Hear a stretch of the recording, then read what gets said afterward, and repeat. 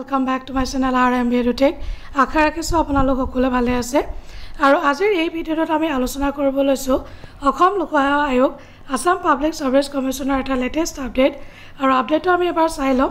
regarding admission certificate admit card আহি গৈছে ইয়াত লিখা আছে download admission certificate for screening test OMR and written for recruitment to the post of assistant accounts officer of class 3 post in AEGCL Assam Electricity Grid Corporation Limited আপোনালোকে নিজৰ admit card download কৰিব পাৰে আৰু যত আপোনালোকে centre পৰিছে code পৰিছে কি কথা এবাৰ চাই লব এক্সামিনেশন নেম সিলেক্ট কৰিব লাগিব এপ্লিকেশন নাম্বাৰ বা ৰোল নাম্বাৰ লগতে ডেট অফ বাৰ্থ আৰু ফৰমেটটো তেওঁলোকে দি দিছে আৰু তাৰপিছত ইয়াতে আপোনালোকে ক্লিক কৰিব লাগিব Date of birth should be as per application format to তেওঁলোকে দি দিছে